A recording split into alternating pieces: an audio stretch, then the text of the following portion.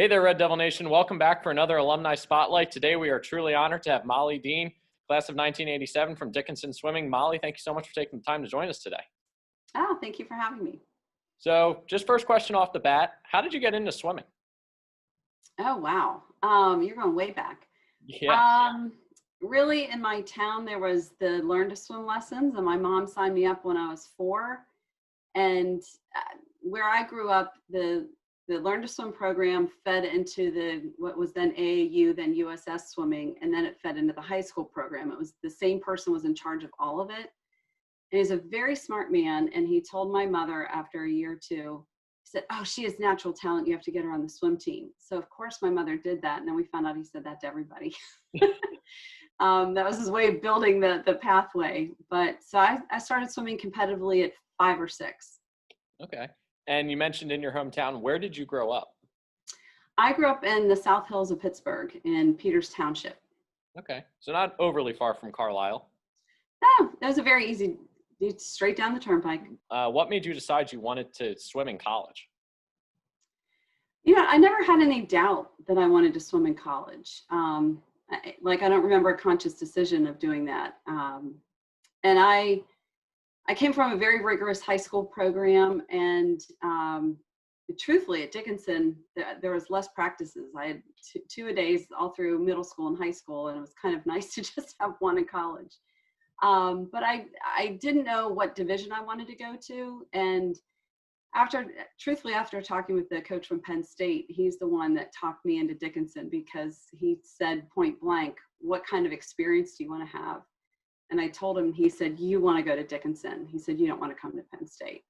So it was kind of an interesting conversation, and don't have any regrets. It was one of the best decisions I've ever made.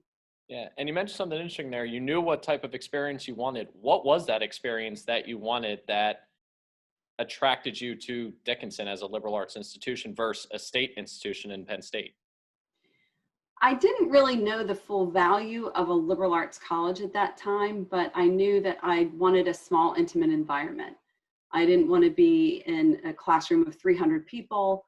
I wanted to be in a place where I could get to know my professors, and that I could get to know my fellow students, not just my teammates. And that's the environment that Dickinson gave. Did you come and look at Dickinson prior to deciding this is where you wanted to go, or did you just hear about it, apply, and that was that? Well, I would jokingly say I never set foot into an admissions office until I was actually a matriculated student. My dad's best friend's son, Bobby Lime Grover, class of, I think it's 81 or 82, good friends with Mark Gorsuch. So they were in each other's weddings and stuff, so they're good buddies. But he went to Dickinson, and so my dad said, "If that's the kind of school you want to look at, why don't we go to where Bobby went?" And came and met with Coach McAvoy, walked around campus with a couple of the other swimmers, got to meet them, and loved the pool. It was state of the art back in 1983. I also looked at F&M, and their pool was, oh my gosh, I just walked in and I knew I did not want to go there. I did not want to swim there. But coaches, just wonderful attitude about life and swimming and people really made it appealing. And the people that I met on that very brief visit really helped to seal the deal. Yeah. And right before I turned in my letter, Dad and I drove out one Saturday and just caught the school. It was Spring Fest. And I just thought, this looks like a really great community, and signed up. And you mentioned that opportunity to sit down and meet with Coach McAvoy. You and I were talking prior to this interview. What attracted you to Coach McAvoy in this program? I remember you mentioning he knew how to coach people versus coach a swimmer. What does that mean to you? It meant the world. As I mentioned earlier, I came from a very rigorous high school program, very technical. The coach just was very analytical about swimming and about tapering and all of that kind of thing. And Coach wasn't that type of coach. He really wanted to bring out the best in everybody. The swim team got along so well. I just remember my very first race, I was 100 butterfly, and I came off the first wall, and like the whole team was behind my block.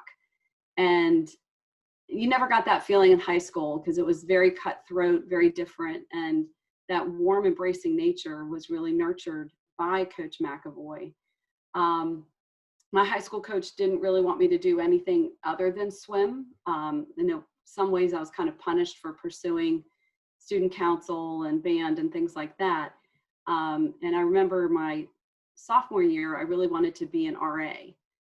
And I thought, oh, he's just not going to like that because it's going to take me away from the pool potentially. And I went in to tell him, I said, I really want to be an RA next year. And his reaction was, who can I call? He said, I'll write you a letter. You'd be terrific. And he was very encouraging of that, where he could have very easily said, Molly, no, you're already a science. At that point, I was a science major.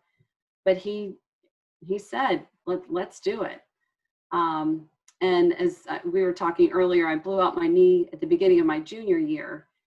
And he could have been livid with me, but because I was playing co-rec football with Don Nichter. I just got to put a plug in for you, Don. And it really ruined my whole junior year. And coach was more worried about me as a person and not me as a swimmer. And I have always valued that and will cherish those memories. Yeah. And you mentioned something in there that I think is really special about Dickinson, is that they want you to go pursue other opportunities. And coaches here especially want their student athletes to get involved in the entire collegiate experience. What was that like for you here at Dickinson to be an RA and get involved in freshman orientation, but also balance being both a student and an athlete? That I think was pivotal. And because I'm not going to say I was a great student at Dickinson, but what I really learned to do is to pursue my passions and what I wanted to do and balance that out so that I could keep my academics strong. I was also in a sorority and held a position in the sorority every year. And it really taught me time management, how to balance. And I also got to know the administration of Dickinson. So I really felt like not only did I get to know my classmates and my professors, but I made some very close relationships there and really learned how to understand how a college or university setting worked, and kind of teed me up for working how many years, 25 plus years in higher education. I worked at Dickinson right after I graduated in the annual fund office, and that set me up for a career in fundraising. I worked at the University of Richmond for about 17 years. So those key experiences really shaped me unknowingly for my career. You've now been at Richmond for 17 years, which, so many people these days, they get a job, then they jump to a different one. Then it's kind of just this game of volleyball or tennis where they're just going from job to job. Coach McAvoy was a person who obviously is a legend here at Dickinson. He was loyal. Did that loyalty that you saw in him and the other administration here at Dickinson, do you think that rubbed off on you to still be loyal to the place that has hired you today? Oh, definitely, because it showed me that you can have a fulfilling career if you devote yourself to the place where you are. Mm-hmm. And truthfully, I would have stayed at Dickinson longer. I just needed 25 to get into a bigger area. So ironically, I moved to a smaller area, but then wound up coming here. And I worked at the University of Richmond for 17 years. I worked at the Cancer Center here in town for 3.5, and now I'm at the Community Foundation, and it'll be 8 years in January. So it's amazing to think that in my career, I've only had a handful of jobs, but I found it very rewarding because you really get to know the institution and the people. I'm very much a relationship person, so that falls right into it. And talk about your athletic experience here. I know we've touched on it a little bit, but what did you enjoy most about being a student athlete here at Dickinson College? What was it like to compete in the Centennial Conference and to put on a Dickinson uniform every day? I have nothing but good things to say about the experience. It was really the team, the people on the team. We don't keep in touch as much as I would like to, but as soon as I see them or hear their names, it just brings back a flood of memories. Um, very close with the classes before me and after me. Some highlights of the team. Well, when we beat Gettysburg sophomore year, that was just such a huge moment. Winning the conference championship was a huge moment. Even my freshman year, we were not supposed to beat Johns Hopkins, and we beat Johns Hopkins. So it wasn't really one particular moment. It was just the camaraderie that we had, that we excelled in the pool, and just building friendships. We'd have swim team parties. You'd bring up dirt on each other, and we'd all laugh like we never heard it before, but we just knew each other so well and knew the interplay between all of us and could tease each other, support each other. When I hurt my leg, my teammates were there to make sure I was staying positive.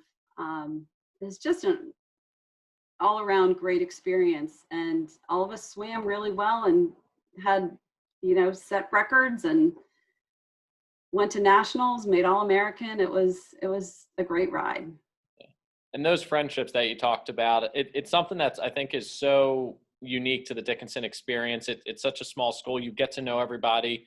You have friends in other athletic programs. You have friends outside of athletic programs.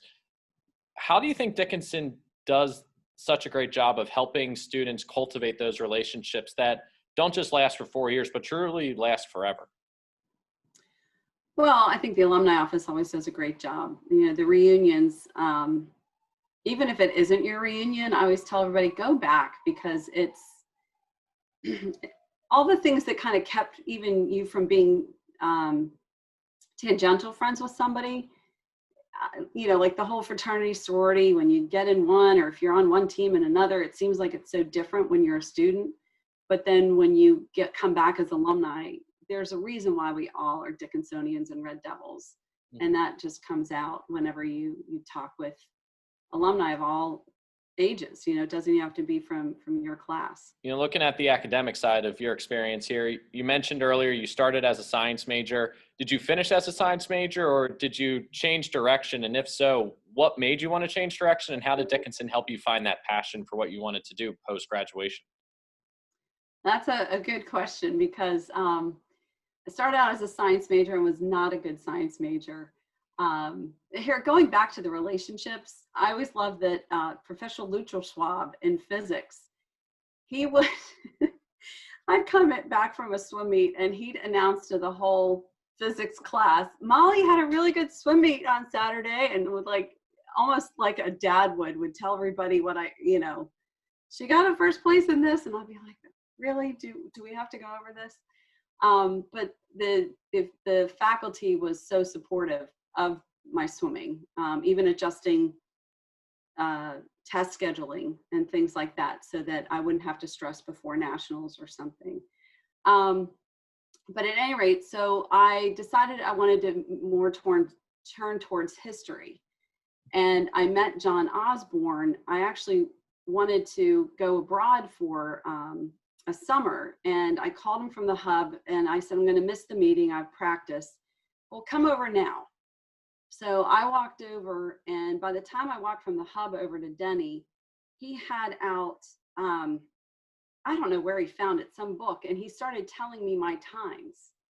Because at that point, I think I had a conference record. And it was just bizarre. He wanted to talk about swimming before he talked about the abroad program or anything like that. And he and I developed a great friendship through that he wanted to know more about my swimming and more about the team. And so when I told him I wanted to switch to history, he thought that was so funny that I was going from biology to history, that he went out and found a book that's actually over in that bookshelf over there that he taught in, what was it, History 116. It was your introductory class, and I was in his class. And over the summer, he found Napoleon's glands and other ventures in biohistory, of how biology has affected history. And so I just thought that was hilarious that he went out and found a book because of my oddity. But so that's one of the reasons why I became a history major. And I really enjoyed that aspect and tying it with biology, because, as I like to say, I learned how to analyze things the written word and from a scientific point of view. Yeah. Shameless plug. He is a great professor too. I was lucky enough to have him before he retired. Oh, good. Yeah, he did my first like core class for history in regards to getting a major. Yeah, that we used to call 116. I don't know what it's called now. I think it was 116 that he did, and he was outstanding. Yes. So, and he and I would talk soccer. That was our connection. And again, he wanted to know the students. And that's, I think, what separates Dickinson is that people want to build those relationships. It isn't just a machine. It's not a big institution. It's built on relationships. Yeah, no, I think it truly is. And I think that's something that's so special about this place is that the professors do want to get to know you as people, not just as another student in their class. And, you mentioned you found this great way of thinking like a scientist, writing like a historian, basically. How do you think that liberal arts education helped you as you continued in your career beyond Dickinson? Well, because of those key things. I knew how to write, I knew how to analyze, and I knew how to look for trends and things. Mm-hmm. So in fundraising, that's a big key point of it, is that you want to look at behaviors. It's marketing. And I felt very well set up to do that academically, and then even the time management of how to make sure you could get the job done. Why do you think it's so important for you as an alum to be involved with this current generation of Dickinson student athletes, and particularly the swimmers here at Dickinson? Well, unfortunately, I haven't done too much with them, and I always call Coach Paul. I call him new coach. He joke and say, "I've been here 20 years, Molly." But swimming is not a sport that gets a lot of publicity, and we all know that football, basketball kind of drive any type of higher ed athletic programming. Mm-hmm. So I always give to the McAndrews Fund, because I think it's important to make sure that our athletes get what they need. Mm-hmm. Our athletes aren't on scholarships. They're doing it for the pure love of the sport. So any advocacy that we can give to them and to the coaches, I think is very important. The facilities there have improved dramatically since my time, and I'm proud of that there's better resources for the students today. But I'm really excited to have the new swim coach. I'm blanking on her name, Katie, I think. Katie McArdle. Yes, her father was a swimmer when I was there. Mm-hmm. And so it's really cool to have that connection. I look forward to getting to know her and seeing how I can help the team continue to have the culture that it always has of just a very team-oriented, successful swimming program. You were friends with the younger swimmers, friends with the older swimmers. You guys just had this great way of cultivating those relationships. The sheer fact that now one of your, someone within the swimming program's daughter is now the head coach. What was that kind of feeling like when you made that connection, and how it's really come almost full circle for the Dickinson Swimming family? Oh, it has thrilled all of us. We actually I've been on 2 Zoom calls with COVID, one with kind of the younger swimmers while I was there, and then next with the older swimmers. And Dave, her dad, was on the call. So it was really fun to have, that connection and know that his experience will live on. And everybody was thrilled to have that connection. I'm thrilled for her that it's the first female coach and the youngest that we've ever hired. When you look back, what gave you so much pride in wearing the red, and what does that expression really mean to you? Truthfully, I think that the proudest moment, and if I could find the picture, it'd be a great one, was my freshman year when we went to nationals, and we were lucky enough to place, and we'd never placed before at nationals, and to have the this is so dated for the 80s, but whichever team had the most points obviously won. And they had plates made for all the major teams that they knew would be on the board for the number of points that they had earned. And to handwrite Dickinson, we were at the bottom, but we were on the board.